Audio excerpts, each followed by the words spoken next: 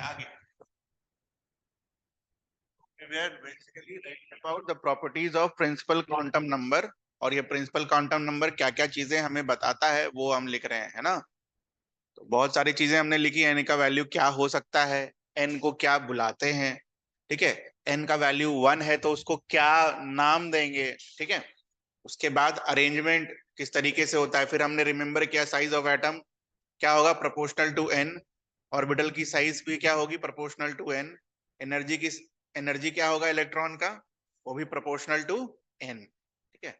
जो भी बोर्ड से हमने निकाला था ये सब अब फिर क्या धीरे धीरे धीरे क्या होगा, गलत होता चला जाएगा, ठीक है। उसके बाद लास्ट में हमने स्टेबिलिटी ऑफ इलेक्ट्रॉन देखा था, how this stability and energy is related. इसका भी मैंने आपको सिग्निफिकेंस समझाया था। तो नेक्स्ट है कि एन जो प्रिंसिपल क्वांटम नंबर है और क्या चीजें हमें इंफॉर्मेशन देता है। तो लिखो, it defines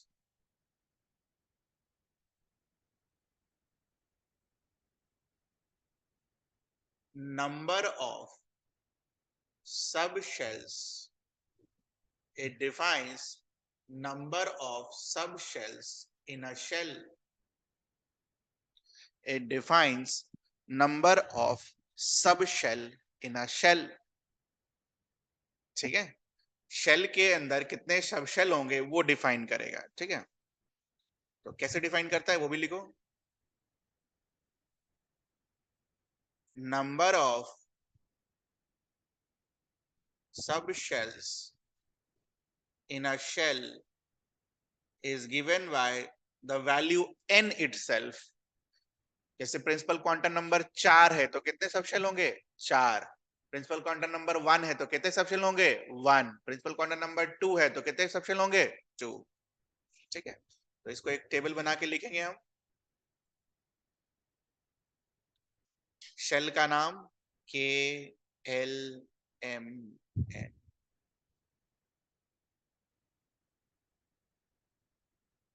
value of n, के लिए क्या था वैल्यू ऑफ एन, 1 2 3।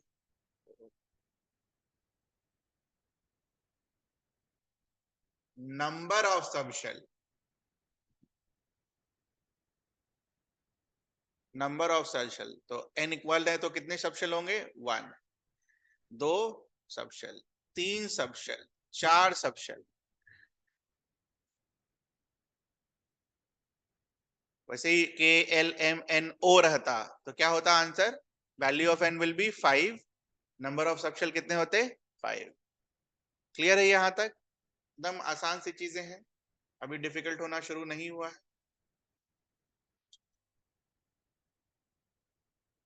नेक्स्ट लिखो, ये एन हमें और क्या बताता है। तो एन से हमें और क्या पता चलता है, एंगुलर मोमेंटम। एंगुलर मोमेंटम तो क्या होता था एंगुलर मोमेंटम बताओ, एन एच अपॉन 2 पाई। तो एन से हमें एंगुलर मोमेंटम भी पता चलता है, प्रिंसिपल क्वांटम नंबर से हमें एंगुलर मोमेंटम भी पता चलता है।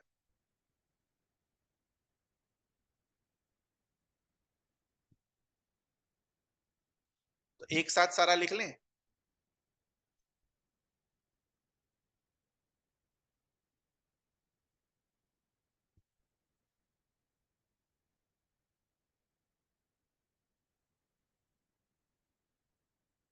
क्या क्या बताया बोलो।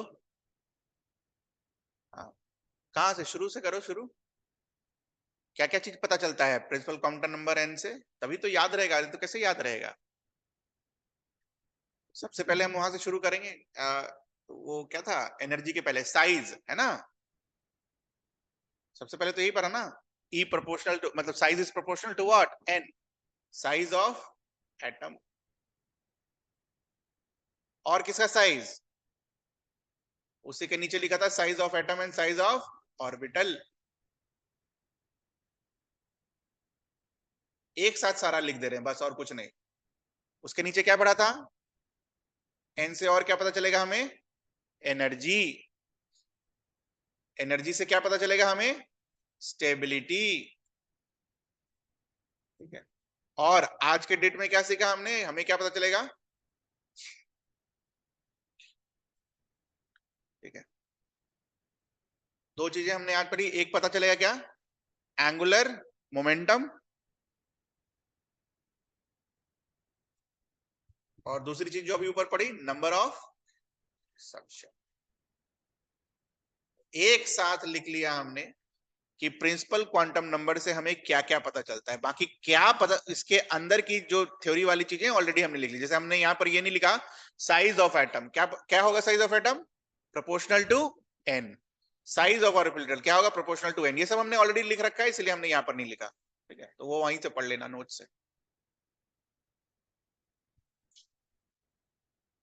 ओके, क्लियर है, सारा एक साथ लिख लिया, प्रिंसिपल क्वांटम नंबर से क्या पता चल, बड़े बड़ा इंपॉर्टेंट सा क्लास है ये, और इसके पिछले वाला, ठीक है, और इसके आने वाला एक दो क्लास बड़ा इंपॉर्टेंट है। हवा नहीं लगता बच्चों को कि क्या हो रहा है, बढ़िया से एकदम सीख लो, और बिल्कुल सीखा जा सकता।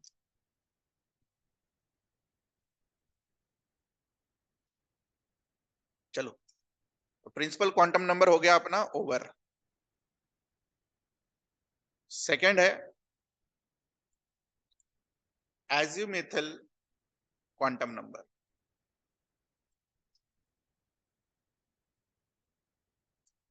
अब जैसे उसके लिए लिखा वैसे इसके लिए भी लिखेंगे। It is denoted by L, small L. इसका एक और नाम होता है, इसको हम क्या बुलाते हैं, सब्सिडियरी क्वांटम नंबर।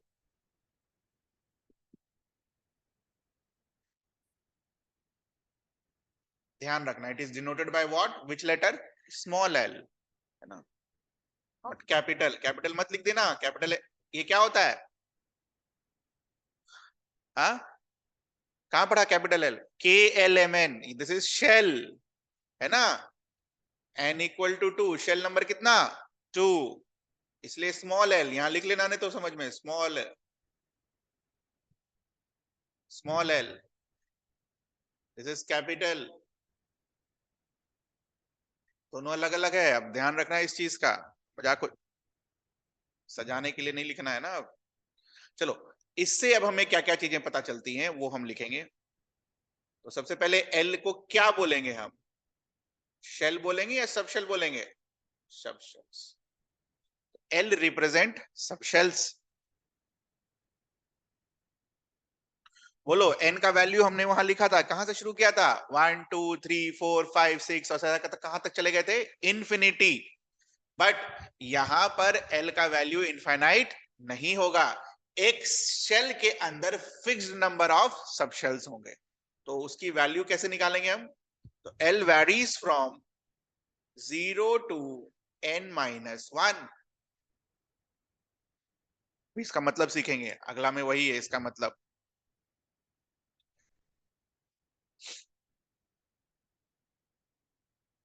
ठीक है, नाउ नेक्स्ट, वहां पर हमने क्या बोला था, एन का वैल्यू 1 होगा तो उसको हम कौन सा शेल बुलाएंगे, के shell.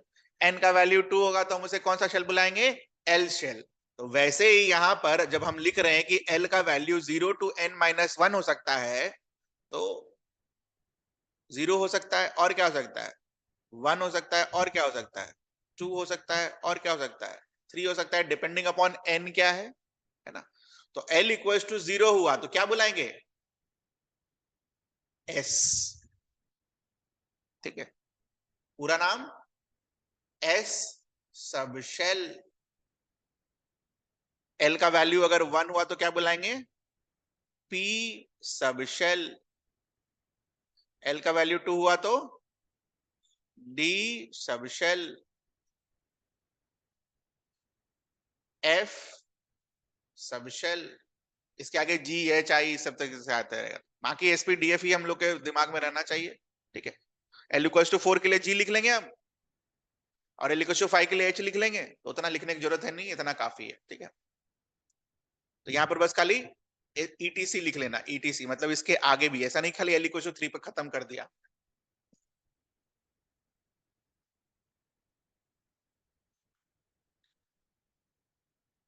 Most important part slide, ये जो भी लिखेंगे,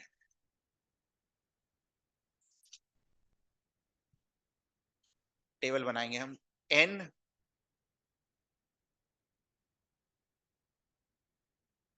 नंबर ऑफ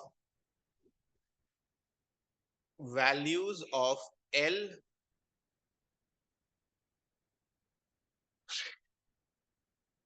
और यहां पर पॉसिबल एल वैल्यूज। अभी एक लिख देंगे ना, आपको मतलब समझ में आएगा।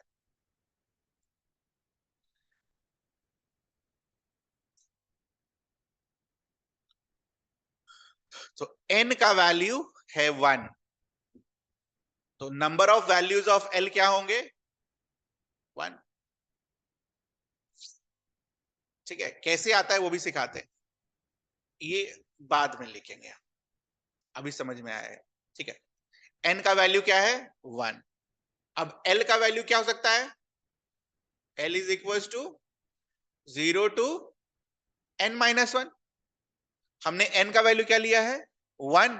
n का वैल्यू जब 1 रख दोगे तो वैल्यू क्या आएगा? 0 टू 0। ठीक है, तो l का वैल्यू क्या आएगा? बस और बस। तो l का कितना वैल्यू आया? एक वैल्यू आया ना, उस वैल्यू का नाम क्या है? 0। तो l का वैल्यू अगर हम यहां पर कितनी वैल्यूज आए? 1 वैल्यू, तो यहां क्या लिखेंगे हम? अरे l इक्वल टू 0 के लिए ऐसे लिखा ना ऊपर पर। हाँ ठीक है, ठीक है, ठीक है। l का वैल्यू यहां पर 0 टू n-1 हो सकता है। ठीक है, क्या क्या हो सकता है? 0 से लेकर n-1 तक कोई भी वैल्यू हो सकता है। यहां पर n का वैल्यू हमने क्या रखा? 1। तो यहां पर n का वैल्यू क्या रखेंगे? 1। तो l का वैल्यू क्या आएगा? 0 टू 0। तो नंबर लाइन पर अगर 0 टू 0 बनाओ तो कुछ भी नहीं आएगा ना, बस एक ही आएगा वैल्यू। कौन सा? 0। तो 0 तो वैल्यू का नाम आ गया, क्या वैल्यू है, मतलब क्या वैल्यू है। और नंबर ऑफ वैल्यू देखो तो एक वैल्यू है। एक वैल्यू मतलब वो वैल्यू क्या है? 0। ये समझ में आता है हमें? ठीक है, तो l equal to 0 will represent what?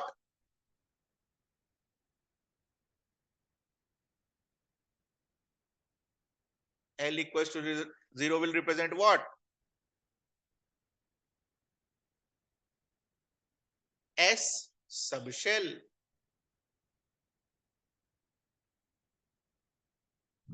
तो n इक्वल्स टू 1 के लिए, n इक्वल्स टू 1 के अंदर कितना सबशेल होगा? एक। और कौन सा होगा? s। समझ आया ये समझ आया सभी को? n इक्वल्स टू 1 के अंदर कितना सबशेल होगा? एक। और उसका नाम क्या होगा? s subshell. ठीक है, एक और करेंगे ना तो अब आपको और समझ में आएगा। तो अब समझ में आया, ये वाला वैल्यू लास्ट में पुट करना है कि कितने वैल्यूज हैं। n का वैल्यू 2। ठीक है, अब देखो यहां पर पहले, तो क्या हो सकता है? l 0 टू n-1 कोई भी वैल्यू हो सकता है। n का वैल्यू क्या रखेंगे? 0 टू 2-1, 0 टू 1। एक बार जरा नंबर लाइन पर चलना। अगर हम नंबर लाइन पर चले तो 0 और 1, 0 से 1 के बीच में कोई भी वैल्यू हो सकता है। तो कौन कौन सा वैल्यू आएगा? 0 और 1। कितने वैल्यूज आए? दो वैल्यूज आए, तो 2 वैल्यूज। और व्हाट आर दोस 2 वैल्यूज बेटा? 0 एंड 1। बोलो अब। 0 corresponds to what? s subshell. 1 corresponds to what? p subshell.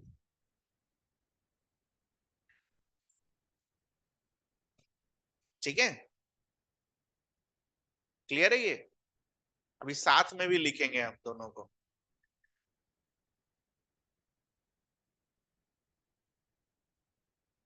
3 के लिए आप कर सकते हैं, कोशिश करिए, पेंसिल से कोशिश करिए। अगर गलत होने के चांसेस आपको लग रहे हैं तो रफ में बनाइए 3 के लिए। जो होना नहीं चाहिए, एकदम सिंपल सा चीज है, समझाने भर का देरी था, वो आप कर लोगे।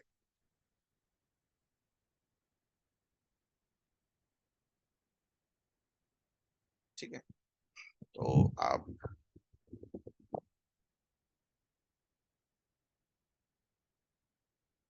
3 और 4 के लिए कीजिए, मैं एक गेट लगा। 3 और 4 ऐसे ही जैसा मैंने किया वैसे ही।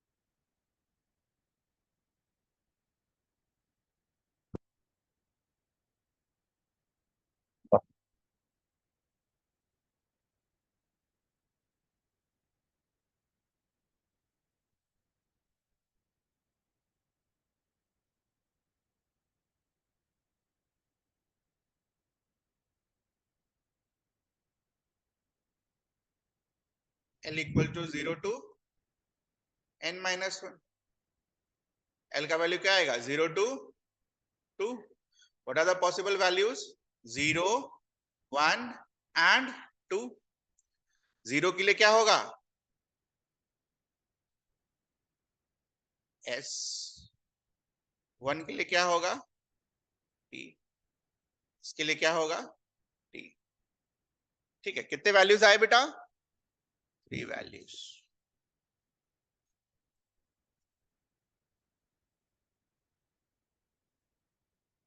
अब लिख सकते हैं हम आराम से।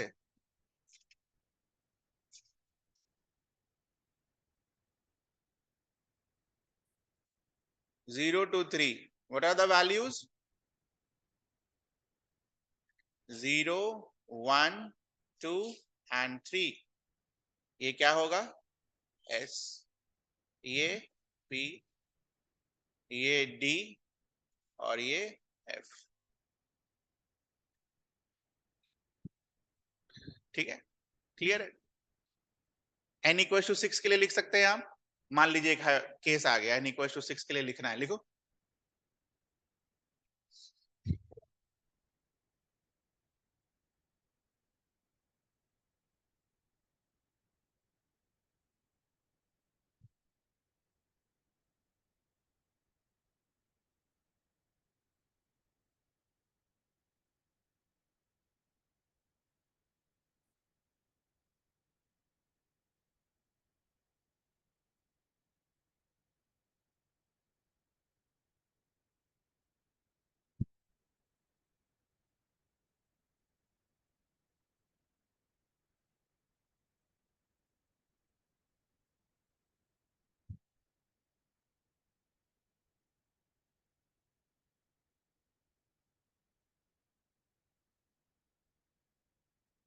डन।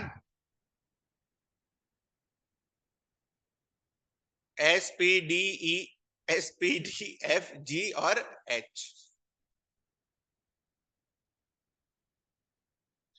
चलिए आगे। अब इसको थोड़ा और क्लियर पिक्चर बनाएंगे हम। कैसे? इस बार हम शेल का नाम लिखेंगे, उसके बाद यहां पर n का वैल्यू लिखेंगे और उसके बाद उस शेल के अंदर जो सब शेल आएगा उसको कैसे लिखेंगे हम, ठीक है, वो सीख रहे हैं।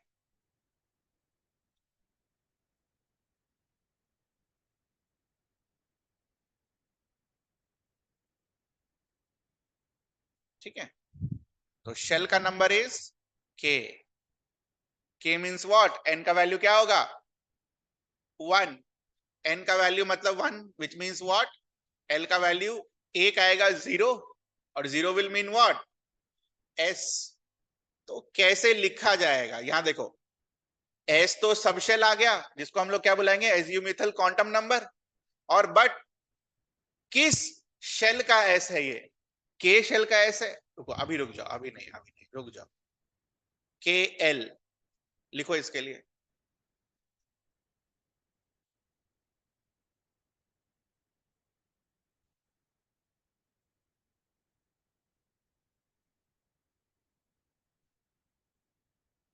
M के लिए लिखो।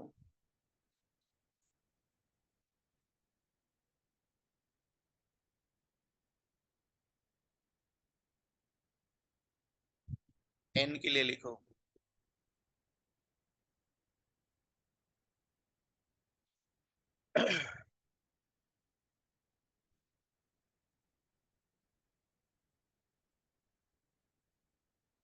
बेटा ये सब स्मॉल में है ना, SPDF जो है स्मॉल में। मेरी आदत खराब है, मेरे कैपिटल लिखाता है, ध्यान रखना, सब स्मॉल में है, स्मॉल लेटर्स। SPDF लिख लो, SPDF स्मॉल, नॉट कैपिटल।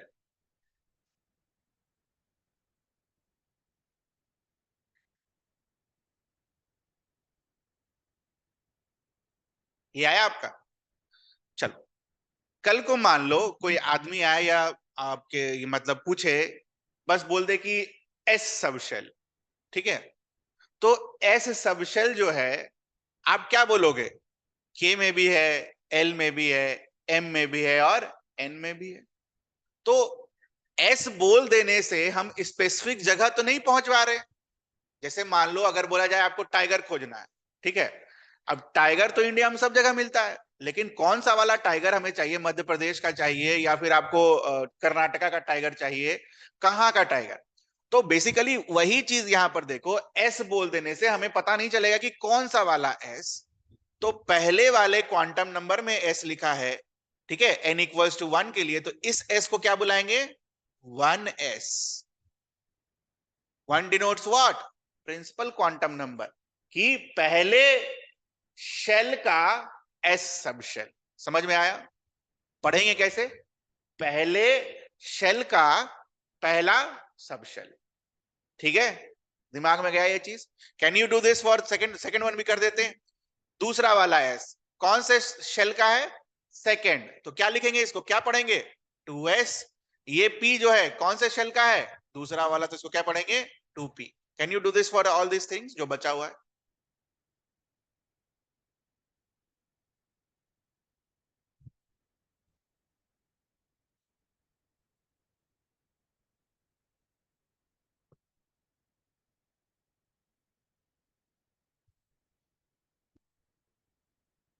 ये बेटा बेसिकली इलेक्ट्रॉन का घर बना रहे हैं हम, है ना, इलेक्ट्रॉन को ऐसे ही इसी घर में डालना है ना फाइनली। तो सब शेल और शेल बेसिकली क्यों डिफाइन कर रहे हैं, ताकि हम इलेक्ट्रॉन का एड्रेस लिख सकें, ठीक है। तो क्या अब हम आइडेंटिफाई कर सकते हैं मध्य प्रदेश का टाइगर, है ना, उसी तरह थर्ड ऑर्बिटल का एस सब शेल, तो 3s, सबका घर डिफाइन हो गया ना। 3d जो है ये n में तो लाई कभी नहीं करेगा, 3d जो है कभी l में लाई नहीं करेगा, 3d जो है कभी k में लाई नहीं करेगा, 3d हमेशा कहां लाई करेगा, m में। क्लियर है ये चीज, बोलिए। अरे 4 होगा ना लास्ट वाला, अरे दिमाग में 4 चल रहा था, लिखा गया 3। ठीक है, 3 क्यों होगा भाई, कॉमन सेंस है, 4 होगा ना, 4 चल रहा था दिमाग में, लिखा गया वहां 3। ये सब क्या गलती करेंगे हम, है ना? ये सब तो गलत होने का कोई चांस ही नहीं हो सकता है ना। चलिए, कुछ पूछना है आपको इसमें। तो धीरे धीरे हम इलेक्ट्रॉन का घर बना रहे हैं और इन्हीं घर में इलेक्ट्रॉन को भरना है हमें। कौन से घर में कौन सा इलेक्ट्रॉन जाएगा वो भरना सीखना है हमें, ठीक है। तो बहुत सारे प्रिंसिपल हैं, अभी हम एजोमिथल क्वांटम नंबर में है, वो सीख रहे हैं कैसा आएगा, ठीक है। चलो नेक्स्ट क्वेश्चन लिखो।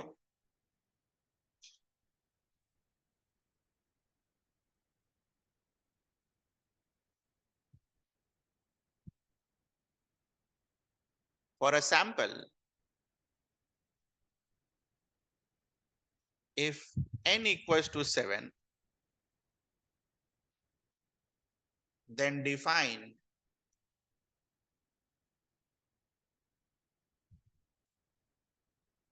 possible values of subshells।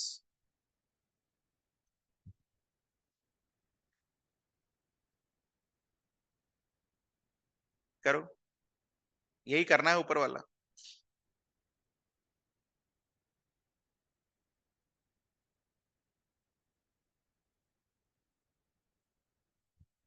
तरीके से करना जैसे सीखा है, जंप मारोगे रह जाएगा, वो हमेशा जंप ही रहेगा, वो बीच वाला पार्ट भूल जाओगे।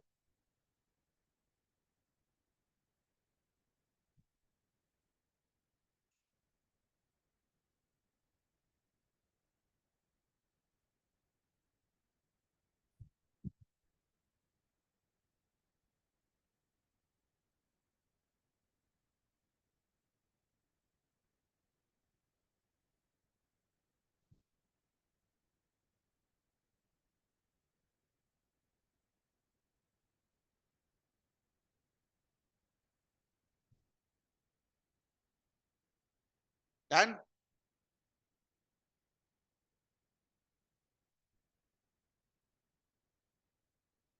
n का वैल्यू है 7, l का वैल्यू क्या हो सकता है, 0 to n-1, 0 to 6, 0, 1, 2, 3, 4, 5 और 6, नंबर ऑफ वैल्यूज कितने होंगे, 7।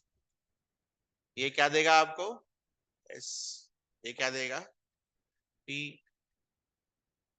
D F G H I. But S p d F G H I लिख देने से हमें तो पता नहीं चलता है कि कौन से क्वांटम नंबर का है ये। तो क्या करेंगे हम? 7s 7p 7d 7f 7g 7h और 7i। डन? क्लियर है? चलिए, तो कहां तक पहुंचे हम? ये नंबर ऑफ वैल्यूज तक, है ना? सेकंड वाले पार्ट में थे ना नंबर ऑफ वैल्यूज। अब अगला पॉइंट, एल और क्या बताता है हमें?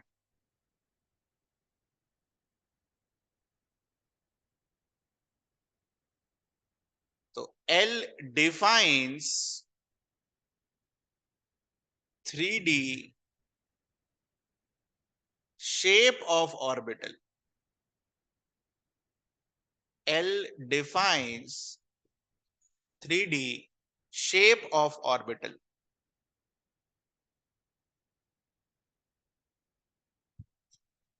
L defines 3D shape of orbitals.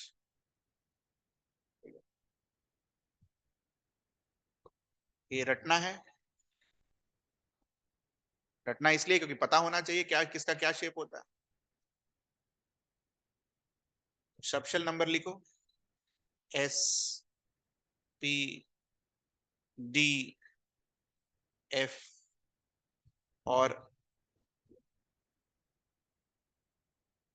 इधर लिखो शेप ऑफ एटॉमिक ऑर्बिटल। क्या शेप होगा?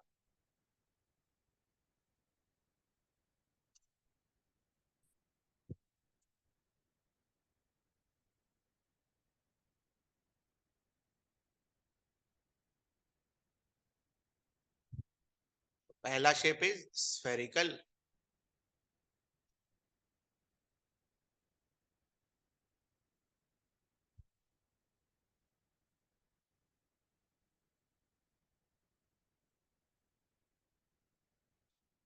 पी का जो शेप होता है वो ऐसा आता है।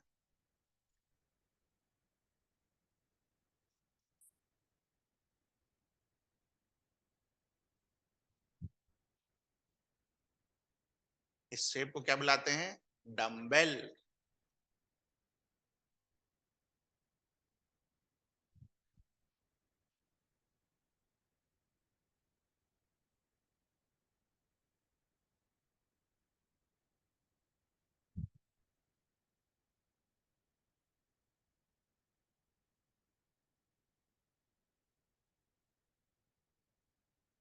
डी का जो शेप होता है ऐसा होता है।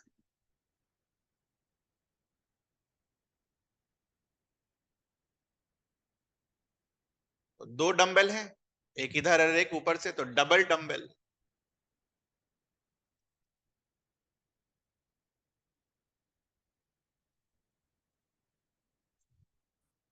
और एफ का शेप होता है सबसे आसान, कॉम्प्लेक्स। नहीं पढ़ना है। सबसे आसान किसका है? एफ का, है ना? तो नहीं पढ़ना है। ठीक है। Again important thing, L also, अगला प्रॉपर्टी शेप के बाद, एल ऑल्सो डिफाइंस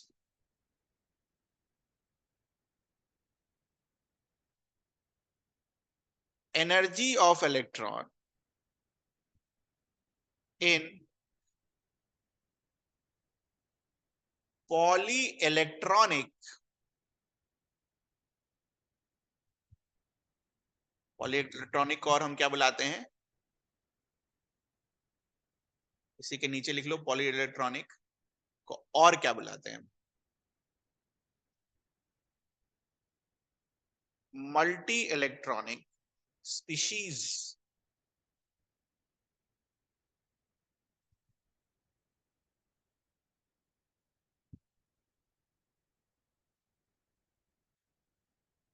कैसे डिफाइन करेगा?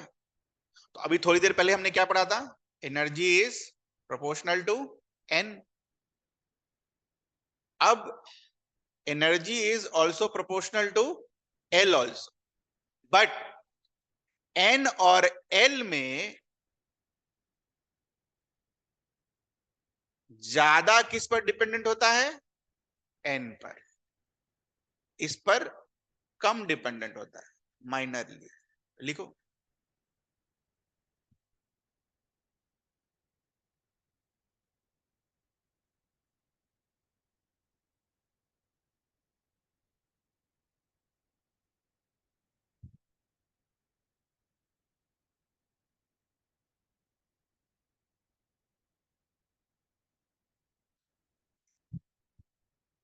प्रोपोर्शनैलिटी का साइन आप हटा सकते हो, क्योंकि ठीक है, पर ठीक है, रहने दो।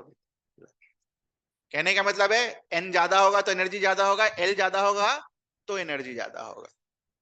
ठीक है ना? ये चीज रटने वाली है कि energy is proportional to n plus l for multi electronic. का मतलब समझ रहे हैं ना? एक से ज्यादा इलेक्ट्रॉन।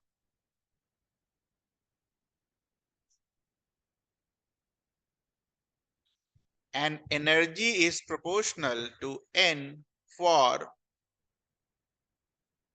monoelectronic species.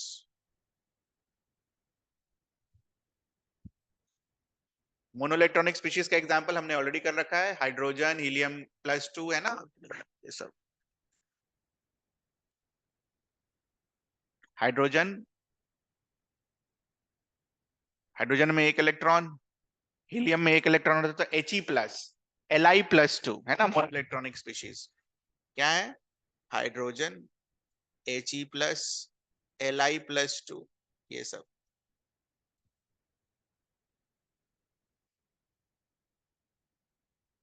ठीक, लिखा हमने ये?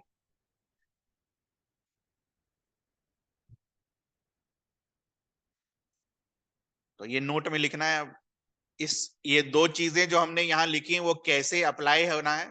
ये दो चीजें जो हमने यहाँ लिखी ना, E proportional to n plus n and E proportional to n, इसी के ऊपर कुछ क्वेश्चंस आते हैं, तो पहले अप्लाई करना सीख लें कैसे अप्लाई करते हैं। तो नोट में लिखो।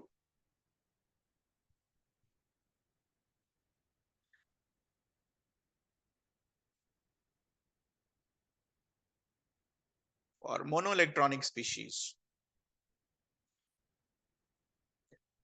क्या सीखा हमने? Energy is proportional to n, hydrogen, helium, lithium,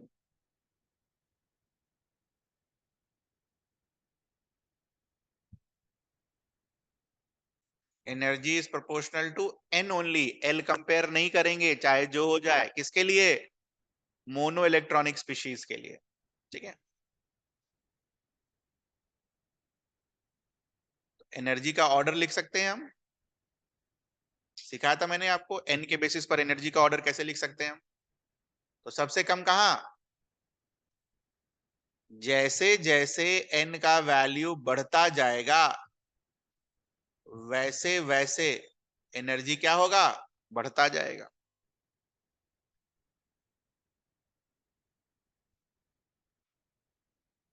ठीक है, थोड़ा गैप देके लिखना। ठीक है, गैप इन द सेंस जगह बड़ा होना चाहिए, क्योंकि इसको भी हम कंपेयर करेंगे।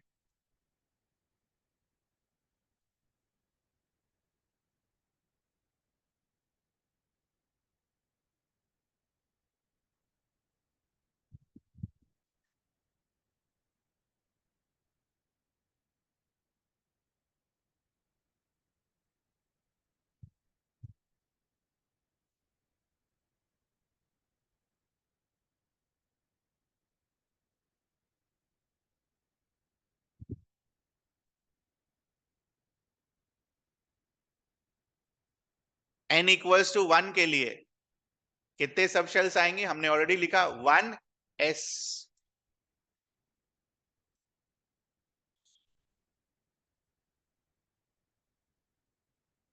बनाया था ना ये डायग्राम? इसके लिए क्या आएगा? 2s और 2p। इसके लिए क्या आएगा? 3s 3p और 3d।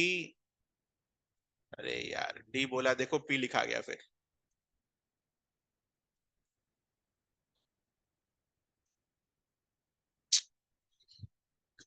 आप लोग स्मॉल लिखना, ठीक है? मेरी आदत खराब है, स्मॉल लिखना। स्मॉल बोला ना, स्मॉल होगा ये सब, स्मॉल में लिखना, स्मॉल में।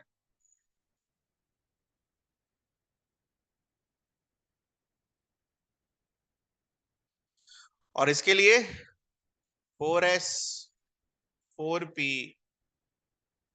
4d और 4f। तो ये अलग अलग सबशेल्स हैं। मोनोइलेक्ट्रॉनिक स्पीशीज के लिए energy is proportional to n only, मतलब 1s का एनर्जी जो होगा वो कम होगा 2 वाले से, 2 वाले का कम होगा 3 वाले से, और 3 वाले का कम होगा 4 वाले से। लेकिन अंदर का क्या एनर्जी होगा वो क्या लिखेंगे हम? n तो दोनों के लिए सेम है, तो 2s और 2p का एनर्जी सेम आना चाहिए। सेम आए।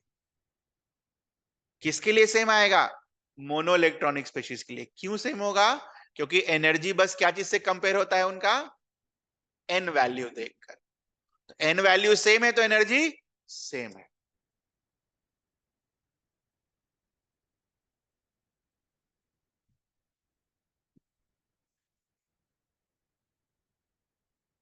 ध्यान रखना, ये सेम क्यों कर पाए हम? क्योंकि ये क्या था? Mono electronic species. Mono electronic species के लिए अलग तरीके से होगा एनर्जी का कैलकुलेशन, और पॉली इलेक्ट्रॉनिक के लिए अलग तरीके से होगा। तो मोनो इलेक्ट्रॉनिक क्लियर है आप सबको? नेक्स्ट,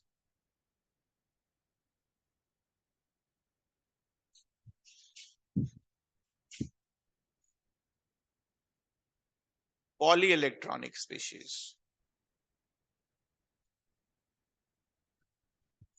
तो पॉली इलेक्ट्रॉनिक स्पीशीज के लिए हमने क्या लिखा है? Energy is proportional to which value?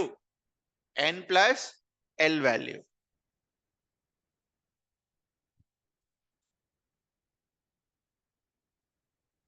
अगर स्पीशीज मोनो इलेक्ट्रॉनिक होता, क्या लिखते?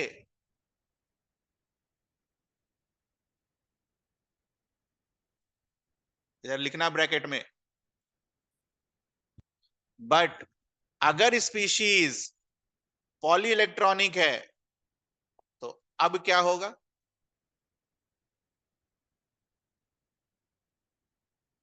बोलो इसका। What is the value of n? 2s में n का वैल्यू क्या है? 2 है ना? n का वैल्यू क्या है? 2। और l का वैल्यू क्या है? 0 है ना? l का वैल्यू यहां से दिखेंगे और n का वैल्यू यहां से लिखेंगे। तो what is the value of n plus l? 2। यहां पर देखो, n का वैल्यू क्या है? 2। l का वैल्यू क्या है? 1 है ना? तो यहां पर n प्लस l क्या होगा? 2 प्लस 1 3। तो किसका n प्लस l वैल्यू ज्यादा है? 2p का। तो इसका एनर्जी क्या होगा? ज्यादा। समझ आया दोनों का कंपैरिजन कैसे होगा?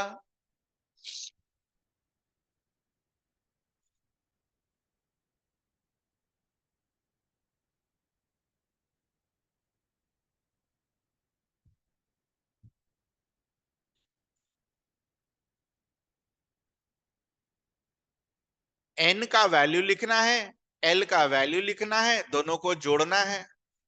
n का वैल्यू लिखना है, l का वैल्यू लिखना है, दोनों को जोड़ना है। जो बड़ा आ जाएगा उसका एनर्जी ज्यादा होगा। समझ आया? तो अब जो केसेस हम लिखेंगे, ठीक है, सब पॉली इलेक्ट्रॉनिक का क्वेश्चन पूछेंगे आपसे, ठीक है? तो बनाइए क्वेश्चन। सब पॉली इलेक्ट्रॉनिक है, ठीक ना? मोनो इलेक्ट्रॉनिक हो गया, पॉली इलेक्ट्रॉनिक है सब। 3s 3p और 3d कंपेयर करके बताओ तरीके से, जैसे मैंने किया है। n का वैल्यू लिखा है, l का वैल्यू लिखा है, n प्लस एल का वैल्यू लिखा है और उसके बाद कंपेयर किया है।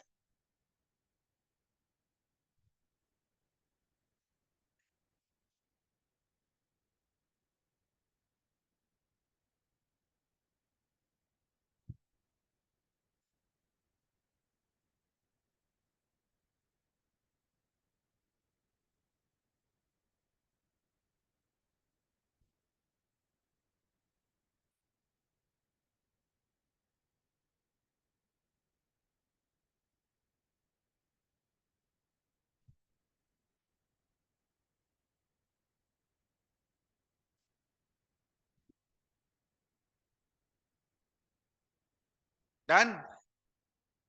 क्या होगा 3s के लिए n का वैल्यू 3, l का वैल्यू क्या होगा 0, n प्लस l का वैल्यू क्या होगा 3 plus 0 which is equal to 3। करो ऐसा सबके लिए।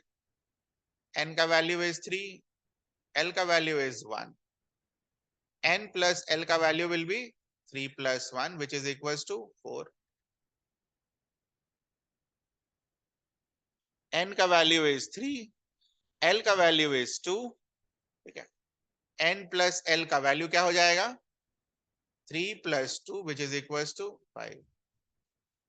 ऑर्डर आया हमारा ये।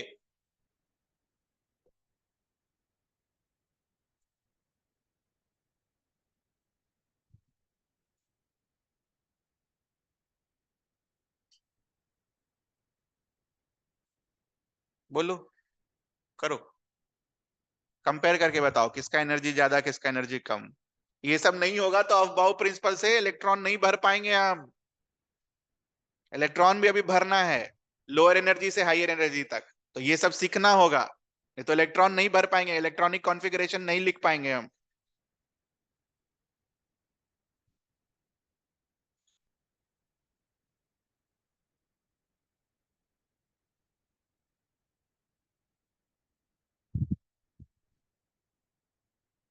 तरीके से करो, तरीके से।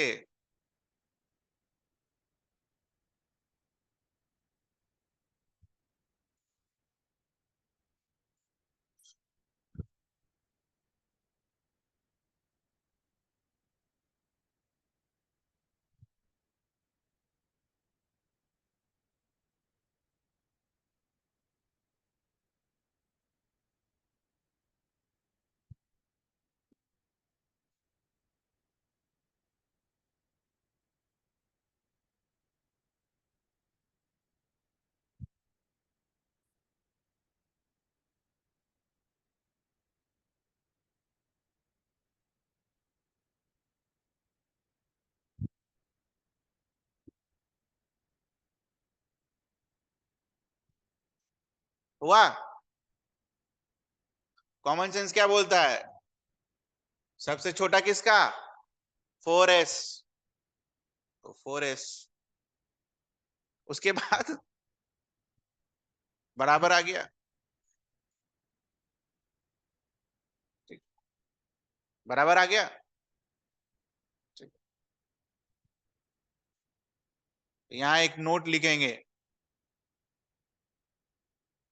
if n plus l value is same, then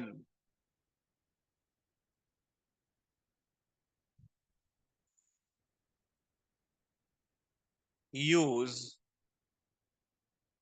energy proportional to n। क्या मतलब होता है अभी सिखा देते हैं। तो n प्लस l क्या हुआ 3d और 4p के लिए सेम आ गया,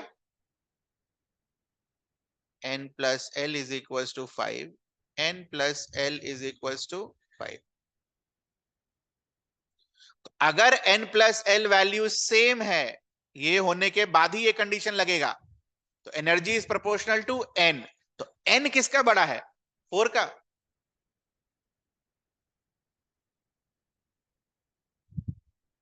तो ज्यादा एनर्जी किसका होगा 4 का। बाकी ये तो सबसे छोटा है ही, कि यहां पर n प्लस एल क्या आया था 4, ऑर्डर क्या होगा ये 4s 3d 4p,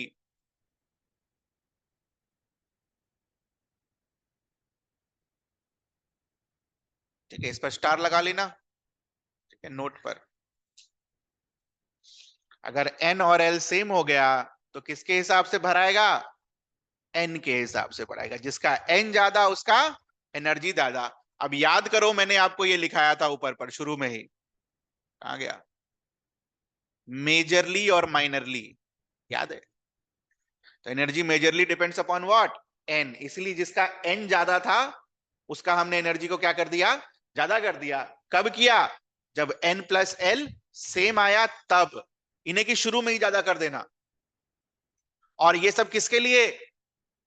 multi electronic species के लिए। एक इलेक्ट्रॉन वाले के लिए बस और बस क्या होगा? N.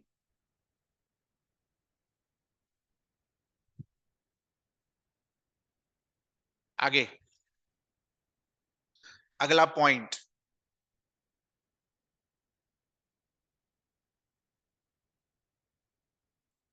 L defines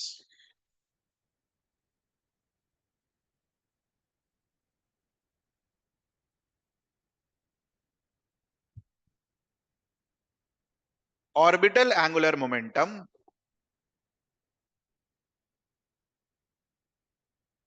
of electron in a subshell। इसमें ऑर्बिटल एंगुलर मोमेंटम को डब्बे में बंद करना है।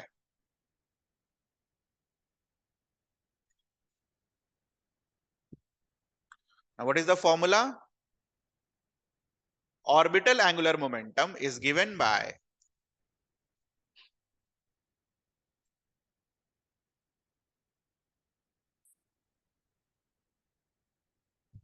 L into L plus 1 square root h upon 2 pi।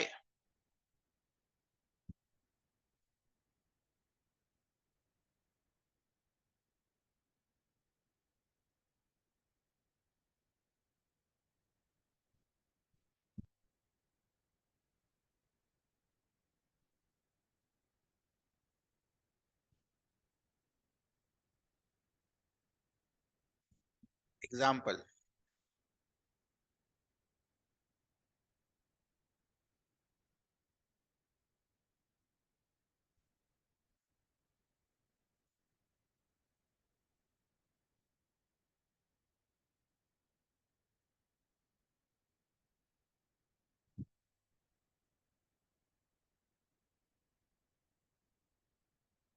मान लो एस सब शेल है, ठीक है?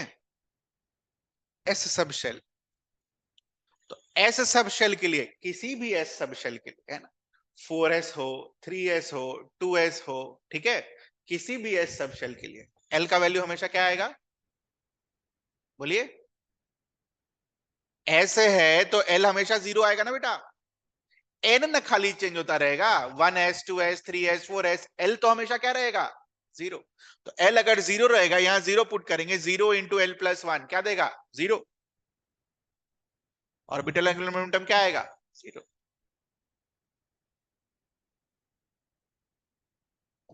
किसी भी पी के लिए एल का वैल्यू क्या है? तो 1 इंटू 1 प्लस 2, 1 प्लस 2 क्या देगा? 3। 1 प्लस 1, 1 प्लस 1 क्या देगा? 2। 1 इंटू 1 प्लस 1 2। तो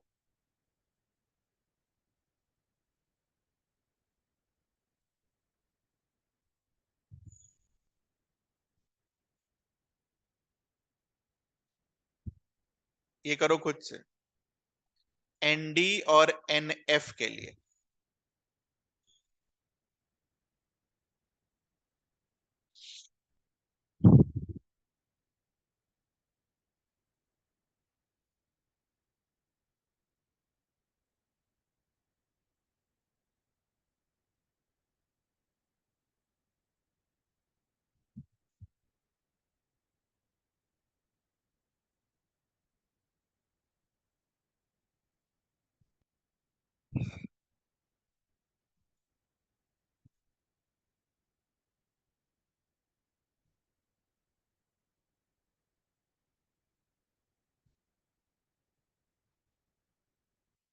डन। तो √2 h अपॉन 2 पाई, √6 h अपॉन 2 पाई, √12 h अपॉन 2 पाई, ये आया अपना आंसर। अब एक चीज हम यहीं पर नोट करके और क्या लिखेंगे, ठीक है, ऑर्बिटल एंगुलर मोमेंटम हमने क्या लिखा,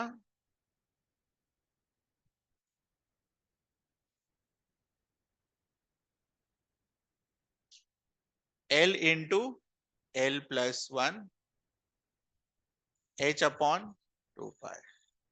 तो याद है एक एंगुलर मोमेंटम हमने NH अपॉन 2 पाई भी लिखा था, याद है, एक एंगुलर मोमेंटम हमने NH अपॉन 2 पाई लिखा था। तो ये अगर ऑर्बिटल एंगुलर मोमेंटम है तो ये क्या लिखा था हमने, ये वाला, this is orbit angular momentum. मैं शुरू से बोल रहा हूं ऑर्बिट और ऑर्बिटल अलग अलग हैं, अभी लास्ट में लिखेंगे दोनों में डिफरेंस क्या होता है।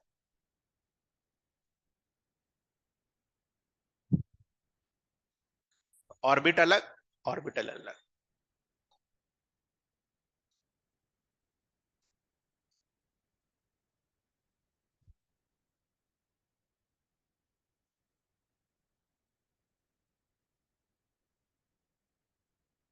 तो इसी के साथ अज़्यूमिथल क्वांटम नंबर खत्म हुआ। The third quantum number is magnetic quantum number.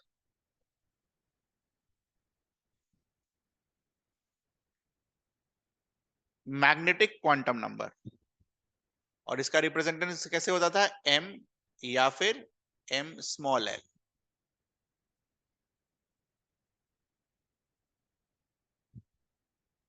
अब इसके बारे में कहानी हम लोग शुरू करेंगे। पहला पॉइंट, m को क्या बुलाएंगे हम, लिखा था हमने उस दिन, ऑर्बिटल।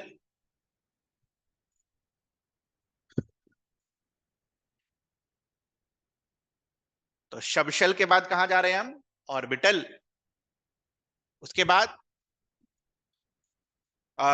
n का वैल्यू क्या होता था, 1 2 3 4 ऐसा करते करते इन्फिनाइट। l का वैल्यू क्या होता था, फिक्स्ड, 0 to n-1। तो m का वैल्यू क्या होगा, तो m का value is -L to L, plus लिख लीजिएगा, -L to+L, और ब्रैकेट में लिखिए इंक्लूडिंग 0।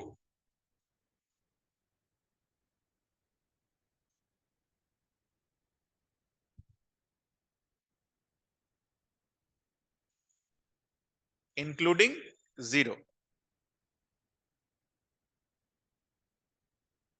उसके बाद नंबर ऑफ वैल्यूज, ये हमने क्या लिखा, क्या क्या वैल्यूज हो सकता है, -L to L। अब क्या लिखेंगे, नंबर ऑफ वैल्यूज। बताओ कितना होगा नंबर ऑफ वैल्यूज, सोचकर, ठीक है। आ जाओ इधर नंबर लाइन पर।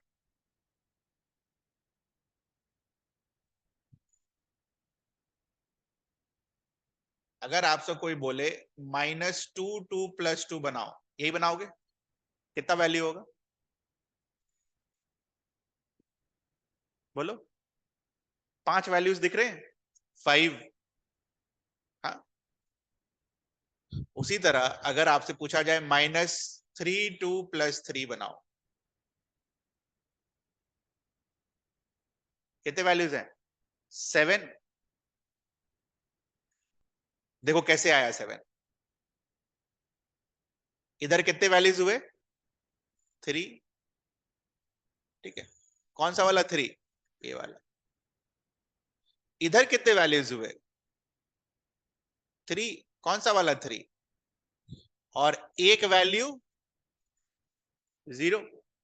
देखना यहां पर कितने वैल्यूज होंगे, राइट साइड में L होगा, -3 2 + 3 के जगह क्या लिखेंगे हम, -L to+L। तो 0 के दाहिने कितने वैल्यूज, L वैल्यूज, 0 के बाएं कितने वैल्यूज, L वैल्यूज, और खुद 0 का 1, कितना आएगा ये वैल्यू, 12+।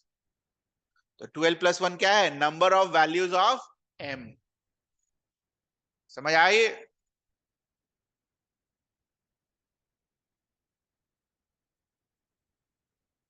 1 2 ऐसा करते करते L -1 -2 -3 ऐसा करते करते -L।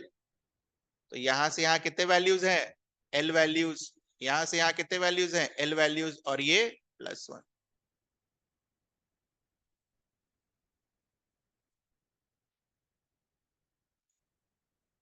ये नंबर लाइन बस समझाने के लिए लिख रहा हूं मैं, ऐसा होता नहीं है। ओके, क्योंकि नंबर लाइन सबसे बेसिक चीजें हैं, तो ये मैं बस समझाने के लिए लिख रहा हूं कि कैसे हम लिखते हैं। ठीक है, बना मत देना कभी भी, गलत हो जाए। चलिए आगे कहानी,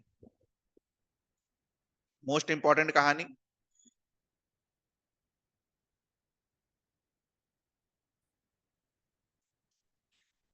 next point, M defines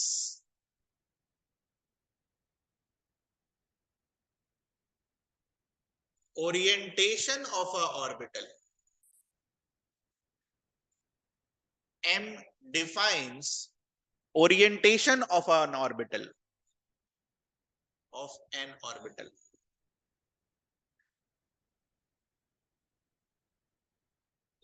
Now ये ओरिएंटेशन का क्या मतलब है?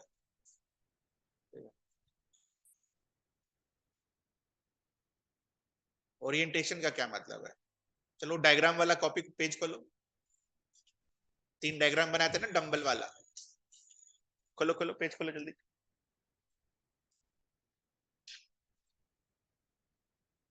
डायग्राम वाला पेज खोलो, कहां गया? ये रहा, है ना ये। तो डी वाले में समझाना थोड़ा डिफिकल्ट है, वो मैं आपको डायग्राम दिखाकर ही समझाऊंगा। पी वाला समझाना इज इजी। ठीक है, तो आपने जो डंबल बनाया है पी वाले में, ठीक है, उसको जरा एक बार रफ में कहीं कॉपी करिए। पी वाले में जो आपने डंबल बनाया है उसको एक बार रफ में कॉपी करिए। ओरिएंटेशन का मतलब समझा रहा हूं कि क्या ओरिएंटेशन है।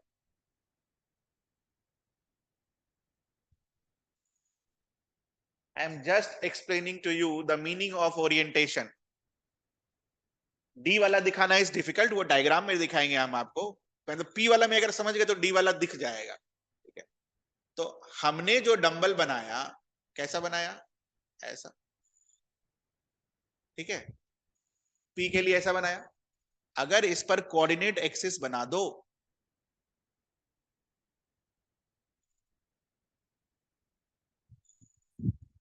बना दिया, तो ये जो डंबल है कौन से एक्सिस पर है? बोलो बोलो, कौन से एक्सिस पर है डंबल? एक्स एक्सिस पर है कि नहीं? है कि नहीं? एक्स एक्सिस पर दिख रहा है हमें डंबल। जब डंबल ही शेप बनाना है पी का, तो कोई बच्चा ऐसा भी तो बना सकता था। हमने तो नहीं बोला खाली सीधा रहेगा, घुमा हुआ भी रह सकता है। क्योंकि आप अगर देखो तो कौन सा शेप है, कैसा शेप है? 2D 1D 3D कैसा है? 3D। तो 3D में एक्स पर भी हो सकता है, वाई पर भी हो सकता है, और जेड पर भी हो सकता है। तो अगर कोई बच्चा वाई पर बनाता तो ऐसा होता, होता कि नहीं होता?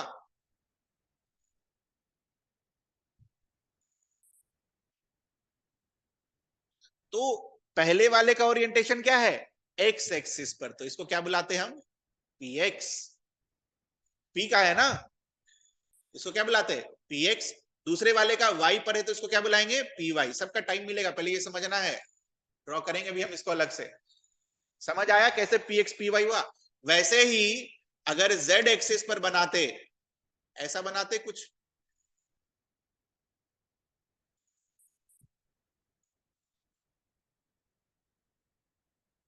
बाहर की तरफ। ठीक है, तो इसको हम क्या बुलाते? पीजेड। तो ये दिखती है पी वाले में, क्योंकि पी वाले में 2D डायग्राम बन रहा होता है ना। एक्चुअल में तो 3D होता है, लेकिन 2D डायग्राम बनाना हमारे यहाँ पर आसान है तो दिख जाता है। डी वाला दिखता नहीं है, तो डी वाला हम बाद में ड्रॉ करेंगे। ठीक है, ड्रॉ करने के पहले सबसे पहले इंपॉर्टेंट था कि ये डिफाइन करना कि ओरिएंटेशन क्या होता है। डायग्राम बनाना है हमें, टेंशन नहीं लेने का। ओरिएंटेशन का मतलब समझ में आया? एम क्या डिफाइन करेगा? शेप नहीं, ओरिएंटेशन। शेप कौन डिफाइन करेगा? एल। सब शेल डिफाइन करेगा। L will define the shape, m will define the orientation. वो एक्स पर है, वाई पर है, जेड पर है, वो किस पर है। ठीक है,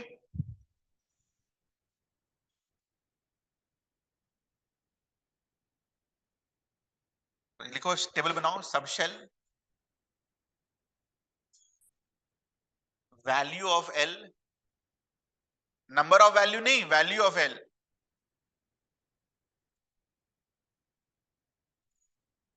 number of orientation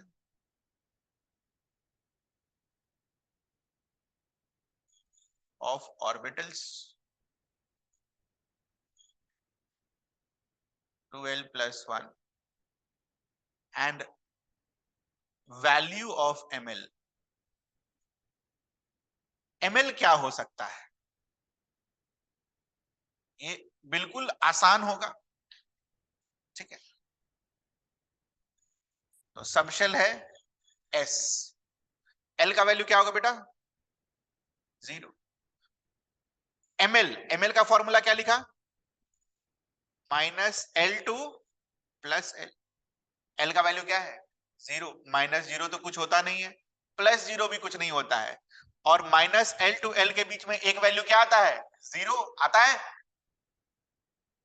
ml का वैल्यू क्या आएगा?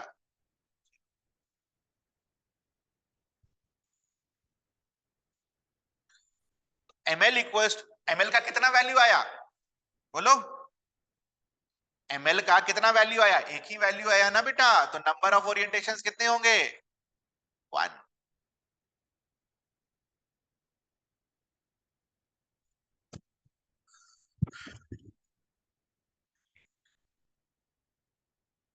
Do it for np। अच्छा, एक कर देता हूं, np, nd आप करना। तो p के लिए वैल्यू ऑफ l क्या होगा? 1। ml का वैल्यू क्या होगा? -L to l, which will give you what? -1 to +1। -1 to +1 में क्या क्या वैल्यूज आएंगे? -1, 0 और 1। So these are the values of ml. How many values? 3 values। तो यहां क्या लिखेंगे? 3। कितने ओरिएंटेशन होंगे p के? 3। कौन कौन से? px, py और pz। इसके आगे आप करेंगे, मैं नहीं करूंगा। तरीके से जैसे लिखा रहा हूं वैसे ही नोट्स बनता जाएगा। nd और nf करो कुछ।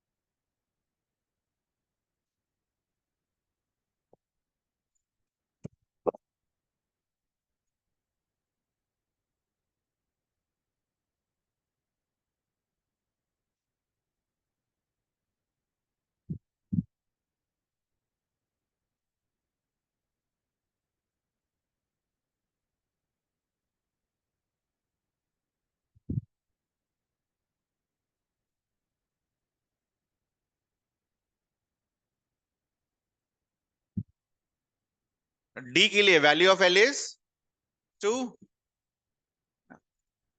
यहां -L to l, -2 to 2। what are the values?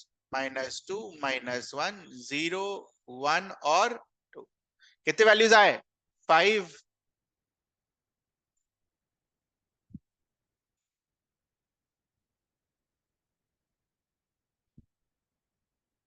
कितने वैल्यूज आएंगे? डायरेक्ट फॉर्मूला में भी रख सकते हो, 12 + 1, 3 2 6 + 1 7। और वो वैल्यूज कौन कौन से होंगे? इसको भी लिख ही देते हैं, क्यों छोड़े। -L to l, -3 to +3, -3, -2, -1, 0, 1, 2 और 3।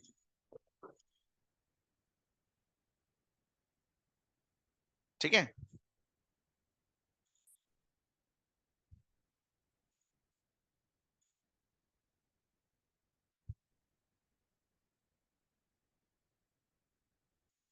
अब नोट करके बहुत चीजें लिखना है फिर से।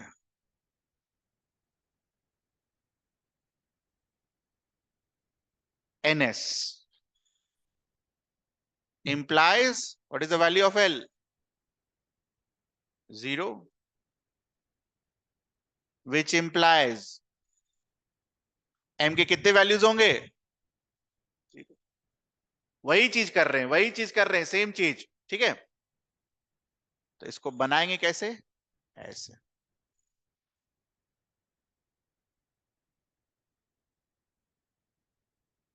ns एक rectangular box.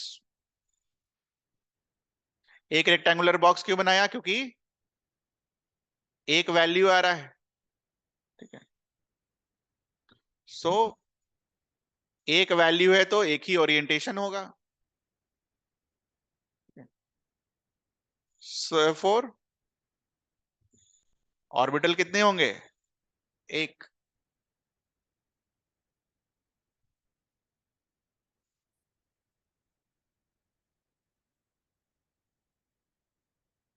np implies L is equals to 1.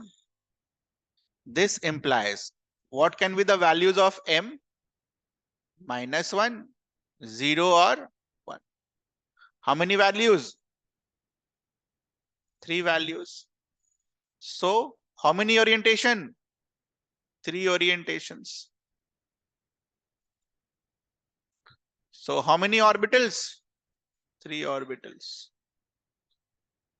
एक ऑर्बिटल्स का एक डब्बा, तो 3 ऑर्बिटल के लिए कितना डब्बा? 3 डब्बा। तो 3 डब्बा बनाएंगे यहां पर।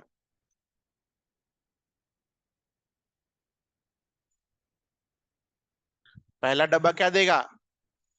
npx, npy और npz।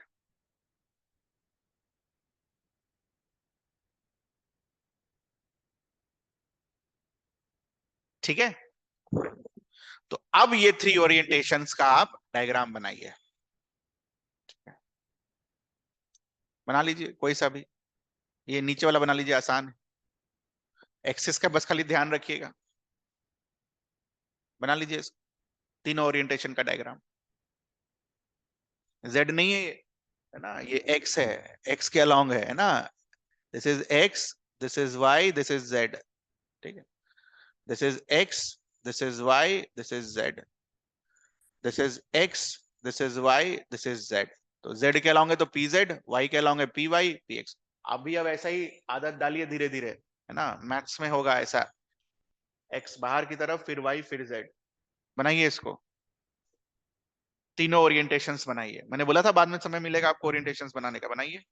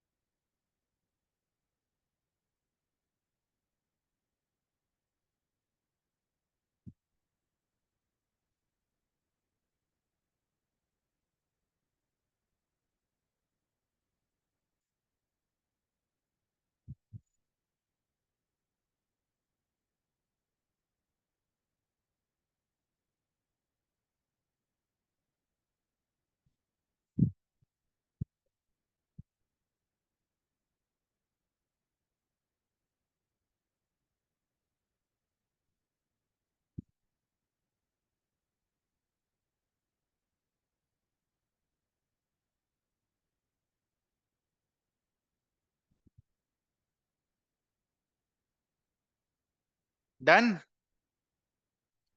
उसके बाद SPD ND,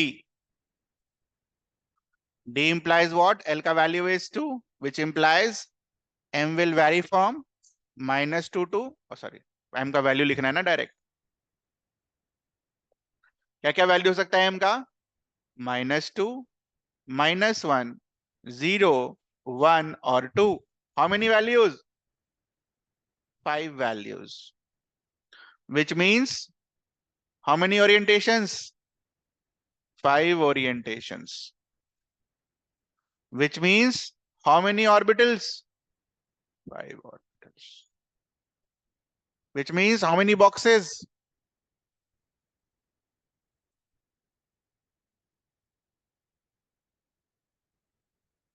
1 2 3 5 बॉक्स बनाना है। 1 2 4 और 5, 5 बॉक्सेस।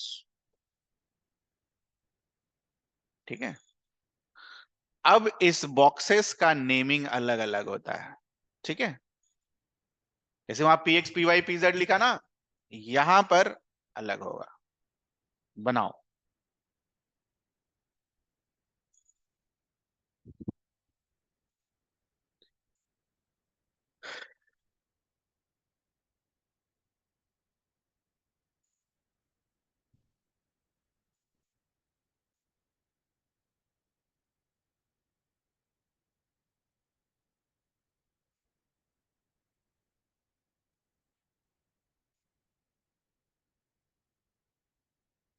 ध्यान देना।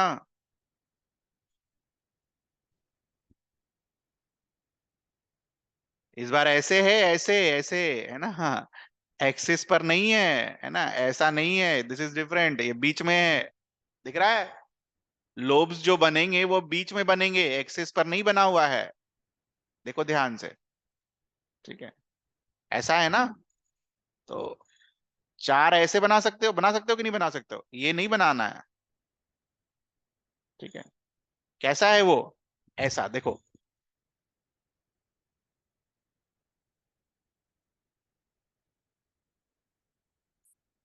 ठीक है, बीच में।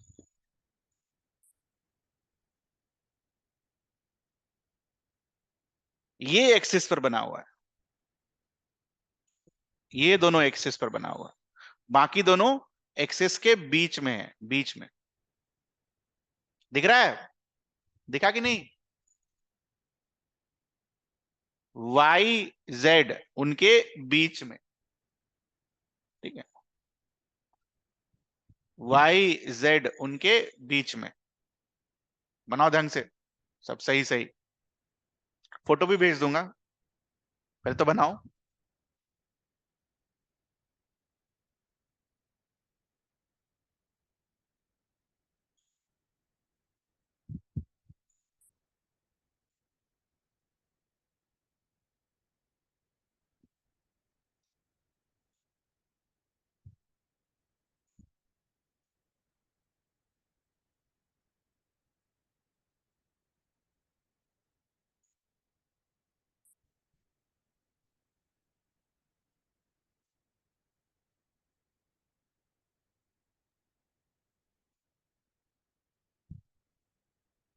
जल्दी।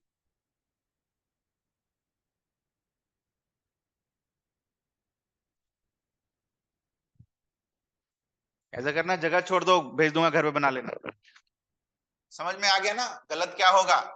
बीच बनाना है, इन दोनों को एक्सिस पर बनाना है। ये देखो एक्सिस पर बना हुआ है ना? वाई एक्सिस पर बना हुआ है और एक्स एक्सिस पर बना हुआ है। DX² Y², X² into Y² नहीं, ऐसा लिखना है, X² Y², DX² Y²।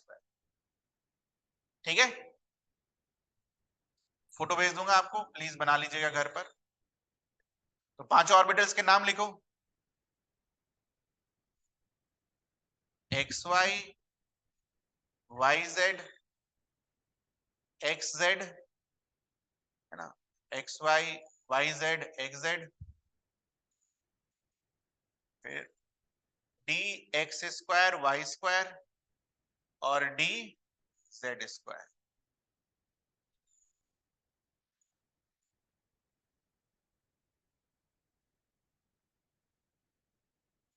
S p d f n f, इसमें डायग्राम हम नहीं बनाएंगे क्योंकि शेप क्या होता है, कॉम्प्लेक्स। बस इतना लिख के छोड़ देंगे। What are the values of m? -3, -2, -1, 0, 1, 2 और 3। कितने हो गए? 7। दिख रहा है 7? तो 7 के लिए कितना डब्बा बनाएंगे? 7 डब्बा। तो 3, 4, 5, 6, 7 डब्बा। और वही लिख लेंगे 7 values, which means 7 orientations, which means 7 orbitals।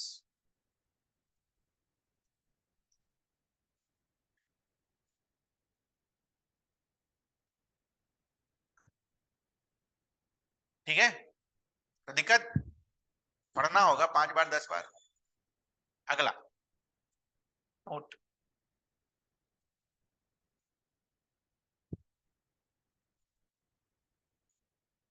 अब शुरू से लिखेंगे हम।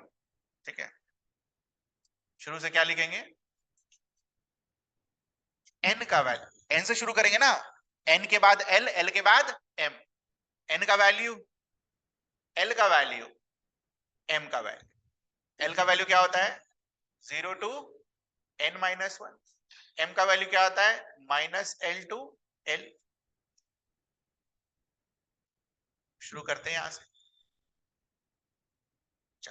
n का वैल्यू अगर 1 है, l का वैल्यू क्या आएगा? 0 to 1-1, 0, मतलब l का वैल्यू विल बी व्हाट? और l का वैल्यू अगर आप 0 रख रहे हो तो m का वैल्यू क्या आएगा आपका?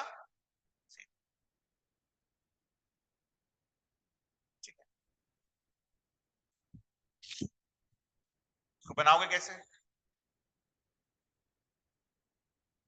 एक डब्बा,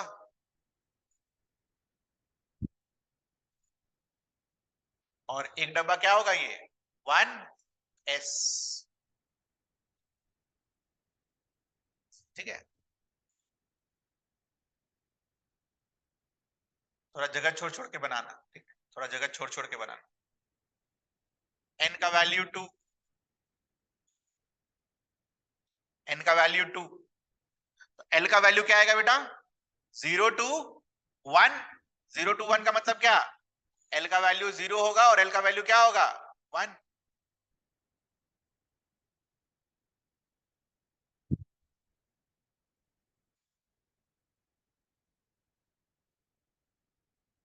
ध्यान से देखेंगे, अगर l का वैल्यू 0 है, यहां देखना ध्यान से, l का वैल्यू 0 है तो m का वैल्यू क्या आएगा? और l का वैल्यू अगर 1 है तो m का वैल्यू क्या आएगा? -1, 0 और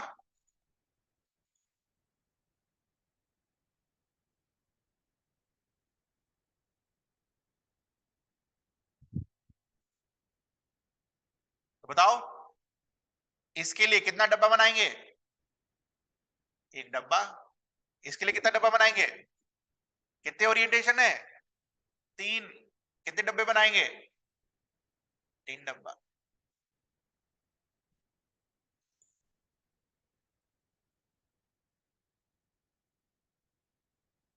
now how do we write this 0? क्या लिखेंगे इसको? 2s। इसको क्या लिखेंगे? 2p। अरे स्मॉल,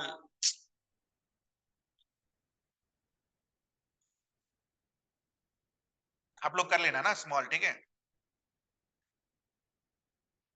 तो ये किसका डब्बा बनाया? 2s का। ये किसका डब्बा बनाया? 2p का। और 2p भी कौन सा? 2px, 2py और 2pz।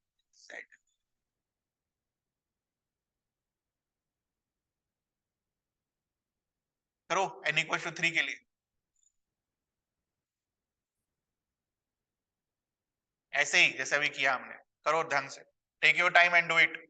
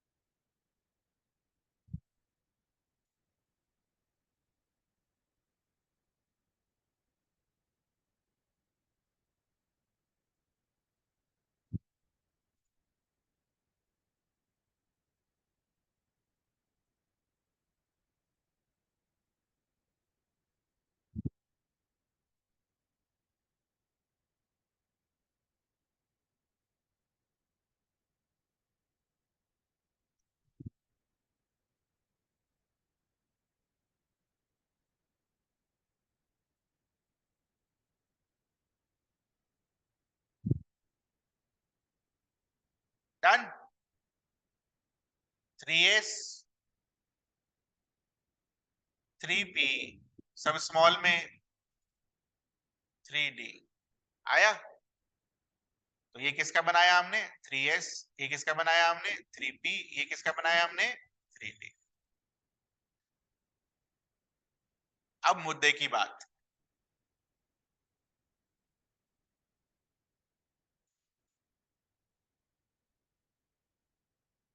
मुद्दे की बात क्या है, ये ऑर्बिटल्स, कितने ऑर्बिटल आए 1।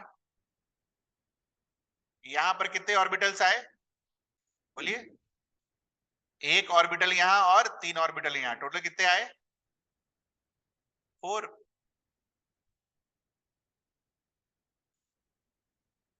यहां कितना आया, एक यहां, 3 यहां और 5 यहां, टोटल कितना आया।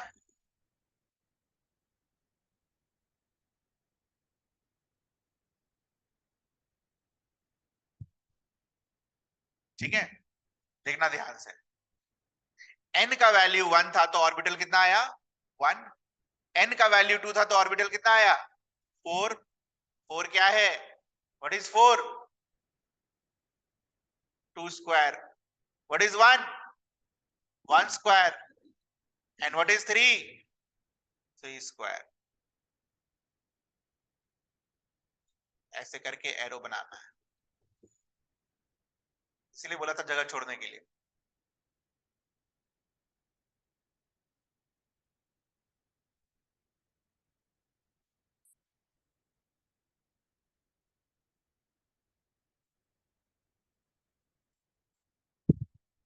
Orbitals in a shell is equal to what, क्या है फॉर्मूला, 4 में कितना होगा 16, n में कितना होगा n स्क्वायर।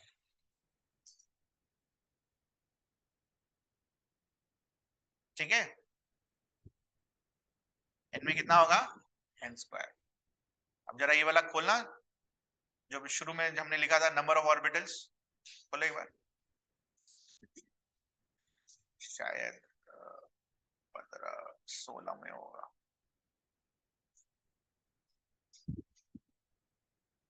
सत्रह में होगा, कहीं लिखा है।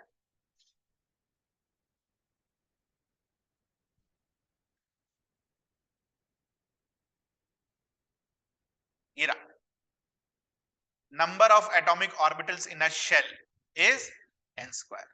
देखो सब फॉर्मूला आ रहा है, number of atomic orbitals in a subshell is what 12 plus 1, number of subshell in a cell is equals to n। देख रहे हो, आना है, n स्क्वायर तक डिराइव कर लिया हमने। उसके बाद लास्ट, खत्म ही करेंगे इसको आज, स्पिन क्वांटम नंबर है ना, भी टाइम, हाँ बहुत time.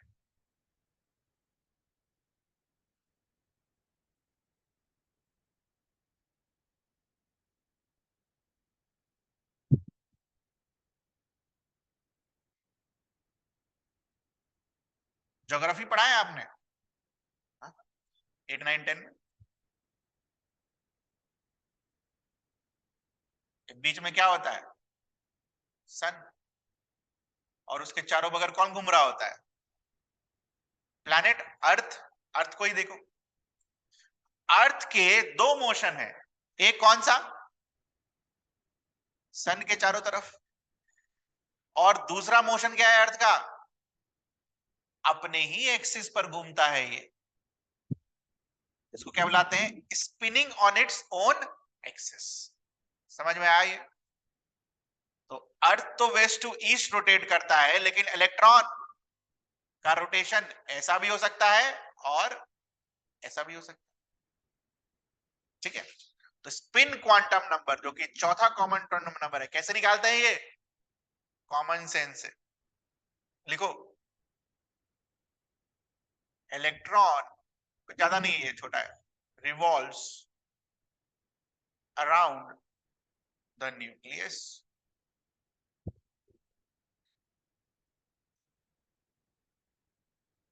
It also rotates on its own axis, है ना? और इधर साइड में लिख लेना अर्थ सन सिस्टम, और लिखना जस्ट टू रिमेंबर। कोई लेना देना नहीं है इनका, क्या हो रहा हो।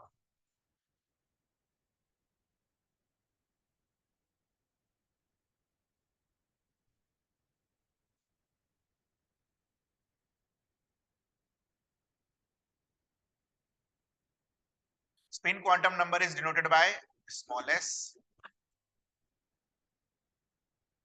This is small s defines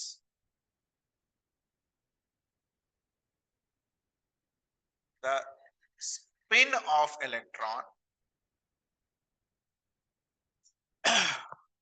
on its own axis.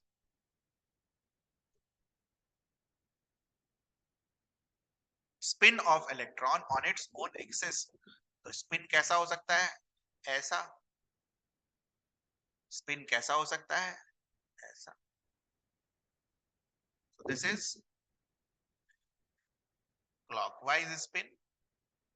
This is anti-clockwise.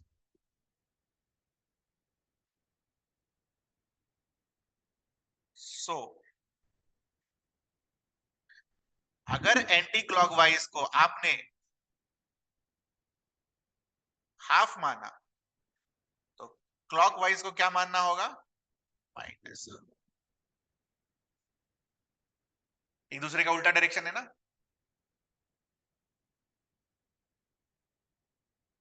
अगर एस को आपने माइनस हाफ माना, तो इधर एस को क्या मानेंगे? स्पिन आधा क्यों आता है वो बाद में, 1 क्यों नहीं लिखा, 2 क्यों नहीं लिखा, आधा क्यों लिखा, है ना? एक डब्बे में मैक्सिमम 2 इलेक्ट्रॉन रहेंगे, ठीक है, तो इसीलिए आधा आधा, बस समझने के लिए। क्लियर है? तो स्पिन क्वांटम नंबर में यही है। स्पिन क्वांटम नंबर में स्पिन इलेक्ट्रॉन का कैसे हो सकता है? या तो क्लॉकवाइज या तो एंटी क्लॉकवाइज। तो एक को अगर प्लस मानेंगे, दूसरे को माइनस, और वैल्यू क्या आएगा? हाफ क्यों आता है? बाद। The last topic for today is difference between orbit and orbital.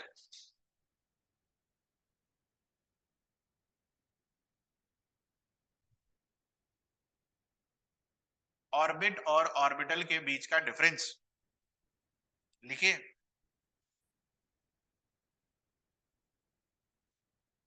It is well defined circular path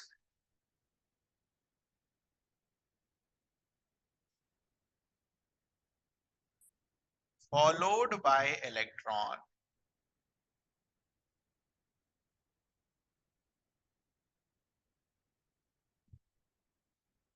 around the nucleus. Nucleus के चारों तरफ एक वेल डिफाइंड सर्कुलर पाथ होता है, जिसको हम क्या बुलाते हैं? Orbit. What is orbital? It is a region of space where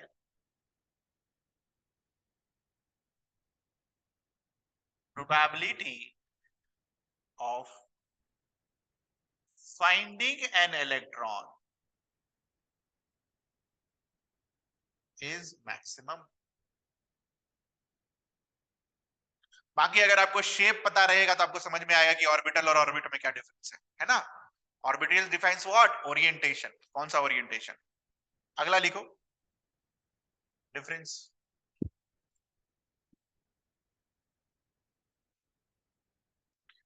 It represents planar motion of an electron. Planar motion, plane में मोशन. ये कैसा मोशन रिप्रेजेंट करता है? 3D motion.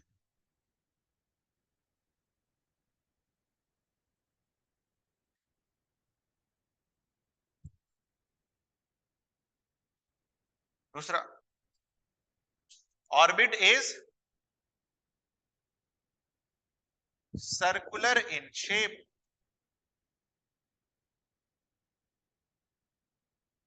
बाकी ये तो हमने देख ही लिया, 5 अलग अलग शेप्स, हर का अलग अलग shape, P X P Y P Z. इधर लिख लो डिफरेंट शेप, ब्रैकेट में लिखना already done.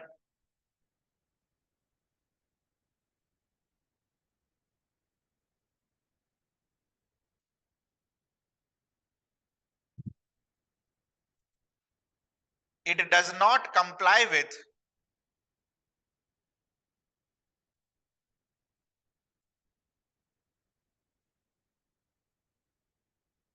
Heisenberg uncertainty principle.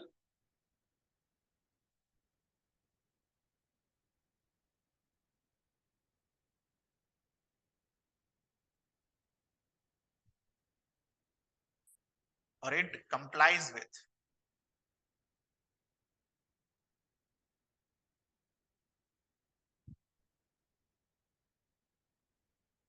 Heisenberg uncertainty principle.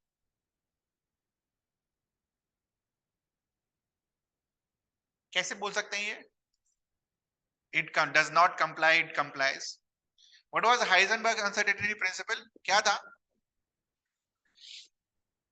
बोलिए. हाइजेनबर्ग अनसर्टेनिटी प्रिंसिपल क्या था? कि पोजीशन और मोमेंटम दोनों साथ में डिटरमाइन नहीं कर सकते. तो पोजीशन डिटरमाइन के लिए क्या चाहिए होगा? किसी भी ऑब्जेक्ट का पोजीशन अगर चाहिए तो उसके लिए हमें क्या चाहिए होगा? उसका लोकेशन. उसका लोकेशन कौन बताता है? इलेक्ट्रॉन का. ऑर्बिट या ऑर्बिटल? पढ़ो पहला लाइन, पहला लाइन पढ़ो. ऑर्बिट आपको पाथ बताता है कि कैसा पाथ है, सीधा पाथ, सर्कुलर पाथ, कैसा पाथ. उधर ऑर्बिटल क्या बताता है? ऑर्बिटल आपको वो जगह बताता है कि अच्छा उस पाथ पर जाओगे ना तो उस कोने में आपको क्या मिलेगा? इलेक्ट्रॉन मिलेगा.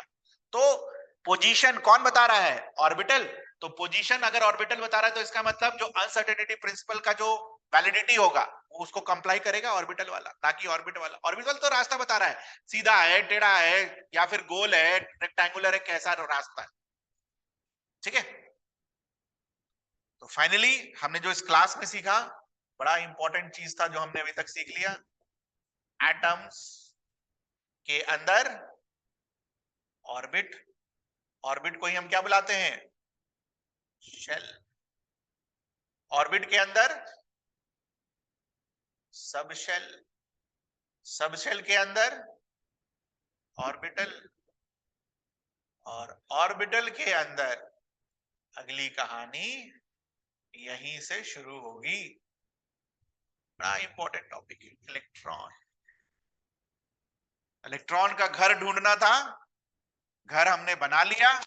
अब उस घर में इलेक्ट्रॉन को क्या करेंगे? धीरे धीरे रहने देंगे. ठीक है. तो अब इलेक्ट्रॉन को कैसे रहने देना है उस घर में, ये अगली क्लास से हम सीखेंगे. डन. कुछ पूछना है आपको? इसके बाद आपको 2 घंटा मैथ्स पढ़ा दें तो कैसा लगेगा? मजा आएगा? कोई बात नहीं. डन, जा सकते हैं आप. बोलो. इसके बाद 2 घंटा अगर मैथ्स पढ़ा दिया जाए, टिक पाएंगे आप?